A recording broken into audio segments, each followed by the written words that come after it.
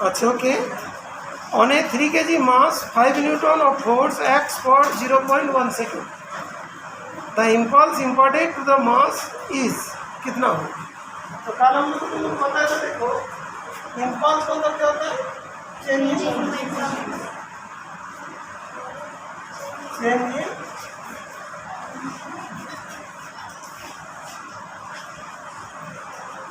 पहले इसे लिख देते हैं. इम्पल्स को ऐसे भी नोट किया एम बी माइनस एम. ठीक है, हम लोग को फाइंड करना है. तो इसमें अभी फोर्स इक्वल टू क्या होता है बेटा? एम बी माइनस एम अपन ये था कल बताया. तो M B minus M equal to M into T. तो impulse equal to M into T. M का वैल्यू कितना बेटा? 5 न्यूटन. और टाइम कितना? 0.1 सेकेंड. तो क्या होगा? 0.5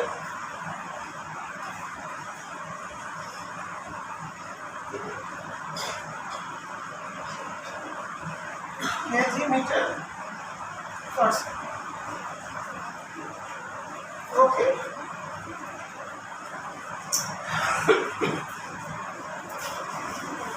ए फोर्स ऑफ 5 न्यूटन अप्लाइड. अच्छा, यहाँ समझ में आ गया बेटा? ऑनलाइन में सत्यम सृष्टि. अच्छा, तुम लोग जो भी आंसर्स किया उसे सेंड कर देना. ओके. चेंज इन मोमेंटम में ना तो भी दिया ना तो यू दिया, तो फाइंड तो होगा ही नहीं. लेकिन फोर्स दे दिया. तो इम्पल्स के साथ फोर्स का क्या रिलेशन हो फाइंड करो. F equals to M B minus M U upon T. M B minus M U equals to F into T हो गया. एफ इंटू टी हो गया. तो impulse equals to force into time. 5 into 0.5 kg metre पर second. Okay, kg metre पर second. ये हो गया इम्पल्स. अंडरस्टूड? ठीक है.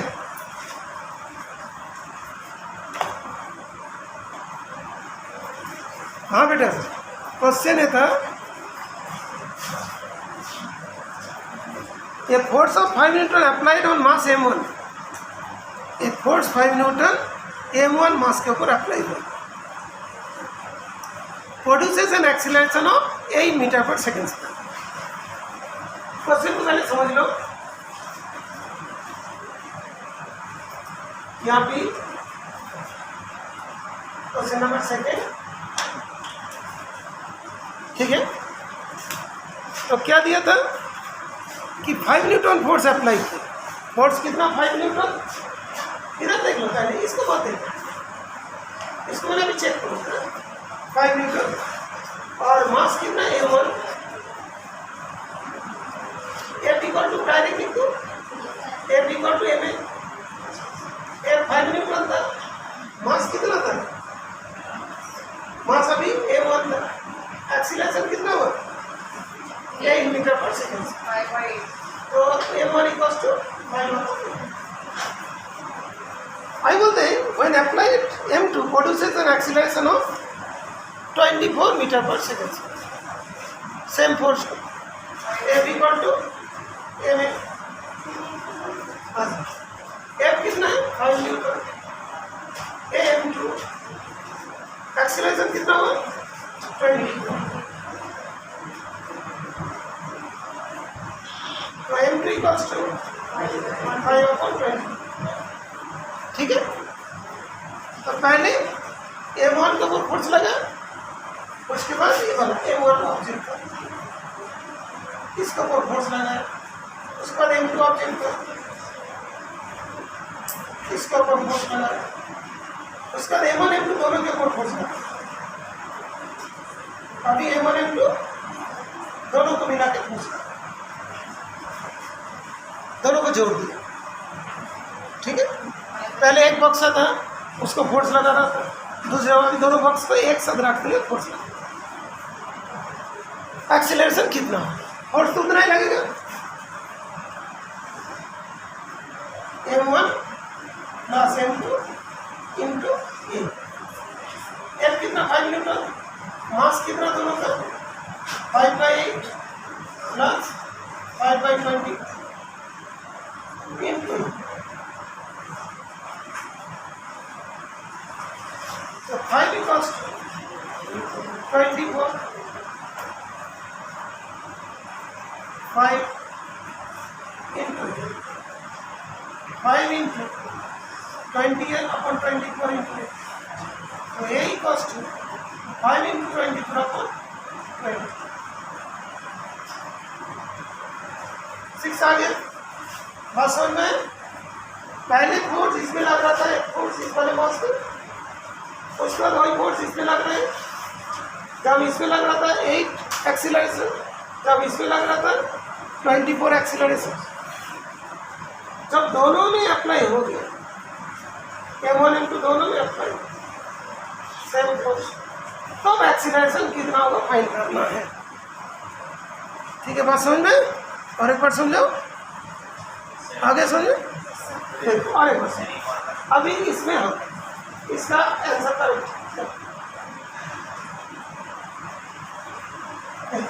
और हमारा पहले एक फोर्स किसमें दिया, इस वाले ऑब्जेक्ट एक्सीलरेशन कितना होगा, 5 न्यूटन फोर्स दे रहा था, एक्सीलरेशन कितना होगा तेरे, तो 8 मीटर पर सेकेंड। उसके बाद क्या हुआ, एक फोर्स दिया, इसमें M2 ऑब्जेक्ट, एक्सीलरेशन कितना हुआ, 24 मीटर पर सेकेंड। तीसरे केस में क्या है, एक फोर्स दोनों में है, M1 M2 दोनों में, कितना एक्सीलरेशन होगा है? एक क्वेश्चन है, ठीक है। F का वैल्यू कितना था, 5 न्यूटन। F इक्वल टू क्या होता है, F तो 5 न्यूटन, M1 इंटू F कितना 8, M1 इक्वल्स टू 5.8। आगे F equal to M, F कितना 5 न्यूटन, F कितना 24, M इक्वल टू 5/5। अभी M1 प्लस M2, यहाँ पे क्या लगेगा, F equals to M1 plus M2 into 5 newton. M1 की वैल्यू कितना, 5/8, M2 का वैल्यू 5/20 इंटू 24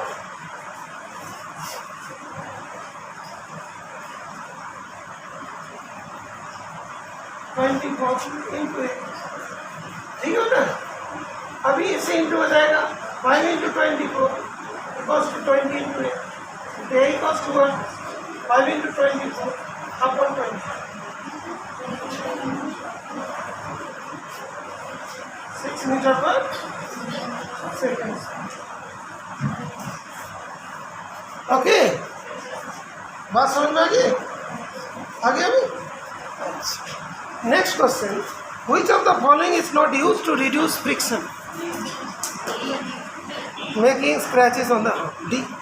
ये तो बहुत अच्छे से कर दिए। Water drop striking to the wheel come out along the tangential line due to inertia। हाँ, तो जो मतलब टेंजेंशियली होते हैं, ठीक है ना, जैसे मोशन की वजह से, इनर्शिया ऑफ डायरेक्शन। अच्छा, इसके आंसर्स लिखा था। हाँ, आइए।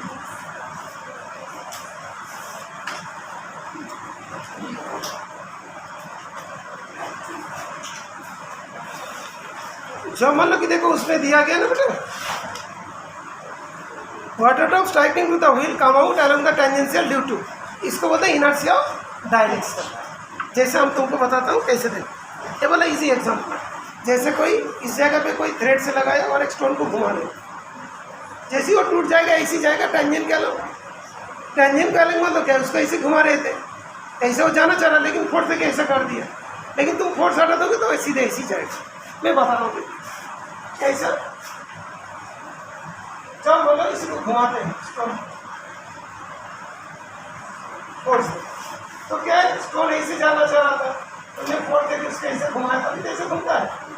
आई मतलब कोई जगह से थ्रेड काट गया तो सीधे ऐसे चलेगा, इसको बोलते हैं inertia of direction, that is due to inertia. Okay, जैसे बोला साइकिल में, साइकिल का व्हील चल रहा है तो पानी भी कैसे जाना चाहिए, साइकिल के साथ साथ जाना चाहिए, लेकिन वो टेंडेंशियली जाता है, that is inertia of direction. Cycle भी नहीं है, ठीक है ना, तो इसमें साइकिल वाला ऐसी बोलते हैं ऐसी। Okay clear. अभी क्या हुआ, पानी भी ऐसे ही जाना चाह रहा था, पानी भी ऐसे ही जाना चाह रहा था, उसके साथ साथ अभी सडनली तुम इसको रोटेट कर दिया, पानी को तो रोटेट नहीं किया, तो पानी जो इसके साथ लगा हुआ था वो पीछे की तरफ जाएगा टेंडेंसी। अंडरस्टूड, इसे बोलते हैं इनर्शिया डायरेक्शन। तो 1 से 4 तक सारे करेक्ट किसी का है, all correct, all correct. Now 5, internal force, that forces which bodies exert on each other when bodies are a part of a system. Internal forces are forces which bodies exert on each other when the bodies are part of the system. False, partially false, partially true. नहीं, तुम लोग का answer wrong है, उसका answer है true.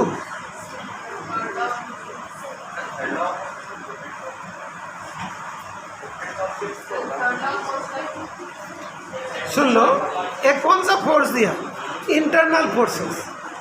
Okay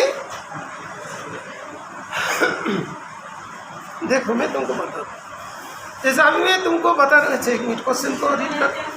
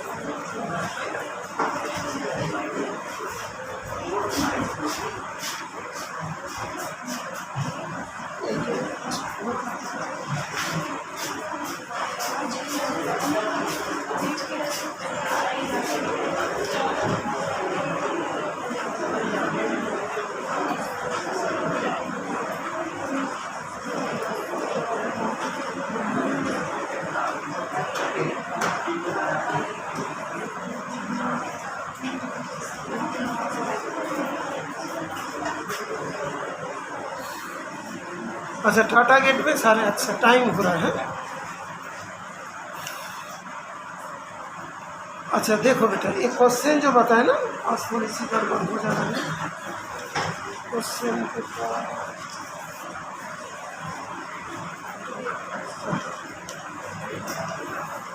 internal forces are forces which bodies exert on each other when the bodies are part of the system. Internal forces मतलब atom के बीच में जो फोर्सेस होते हैं, इंटरमोलिकुलर फोर्स ऑफ अट्रैक्शन तो ऑलवेज लगते हैं। बाहर बॉडी किसी में भी होगा तो उसके अंदर तो फोर्स ऑफ अट्रैक्शन होगा। ये जो हम लोग फोर्स पढ़ रहे हैं वो कौन सा फोर्स पढ़ रहे हैं, एक्सटर्नल फोर्स। इंटरनल फोर्स तो ऑलवेज सिस्टम में लग रहता है। ओके बेटा, दैट इज ट्रू। अच्छा लो, नेक्स्ट क्वेश्चन का आंसर क्या किया बेटा, 0। ओके ठीक है, अभी बताता हूँ फिर।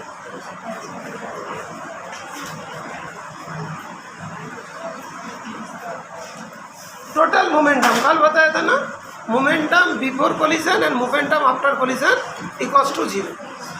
क्लियर बेटा, तो टोटल मोमेंटम इज कंजर्व, जैसे कल एक बताया था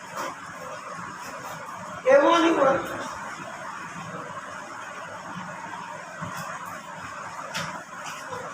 v1 v1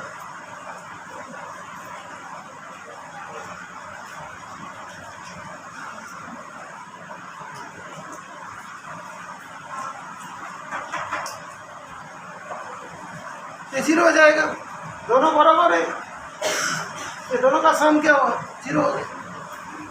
क्लियर? बिकॉज एक दूसरे का अपोजिट है। बात समझ में रहे? नहीं तो क्या होता है, जितना मोमेंटम पहले था बाद में भी उतना ही मोमेंटम रहेगा, तो टोटल मोमेंटम क्या होगा, कंजर्व होगा। तो पहले वो रेस्ट में था, बाद में भी क्या होगा, रेस्ट में होगा। बिकॉज पहले जो गान वाला केस दे रहा है u1 u2 दोनों जीरो था, ये वाला भी क्या होगा, जीरो होगा। तो जीरो प्लस जीरो क्या हो जाएंगे, दैट विल बी जीरो। ठीक है, ऊपर बैठ जाना बेटा।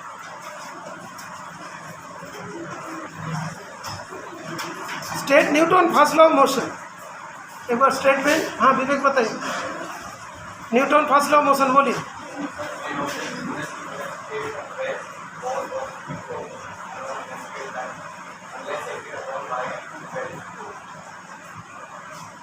Okay better, what do you mean by resultant force?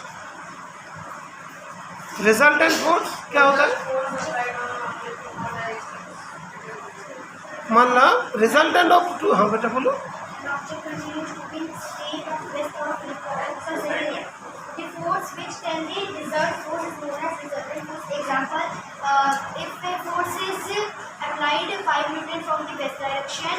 And the force of 10 Newton is applied from the east direction, so the body will move towards the east direction with 5 Newton. Okay सुन लो, आई वाला कोई force इधर लगा दो, 5 Newton, इधर तो मतलब हमने कुछ किया 6 न्यूटन, तो टोटल कितना होगा, 11 न्यूटन, 11 न्यूटन फोर्स होगा। ठीक है, तो ये वाला जो फोर्स है ये दोनों का सम है, ये तो एक सिंगल फोर्स है। Single force which do the work of two और more than forces is equal to resultant force. बोले एक सिंगल फोर्स है जो बाकी फोर्सेस का जैसा काम करते हैं, तो उसको क्या बोलते हैं, रिजल्टेंट फोर्स। ठीक है, तो लिख लो अभी आंसर। हाँ बेटा, स्क्रीन ब्लर हो गई।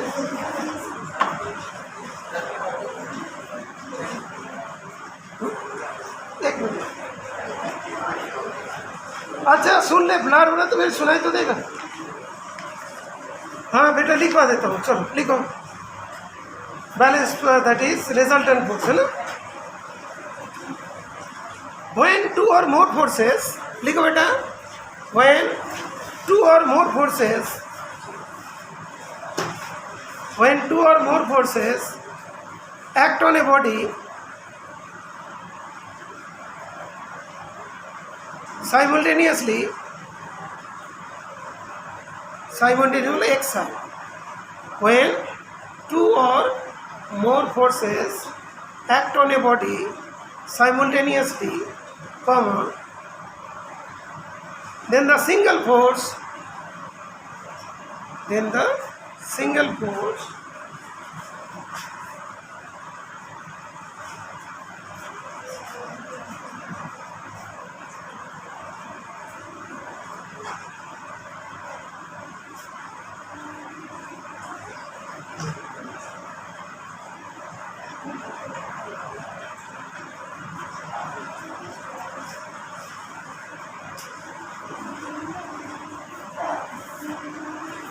simultaneously, then the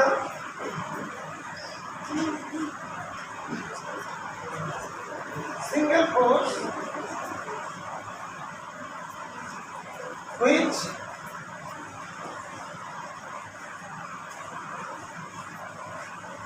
produces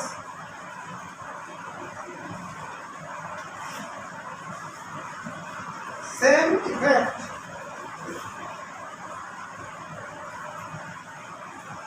as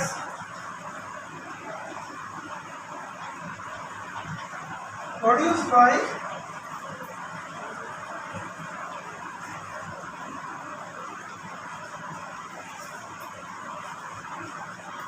acting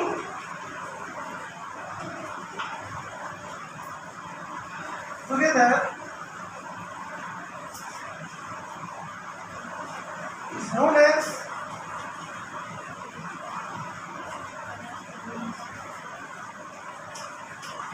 resultant force. ठीक है,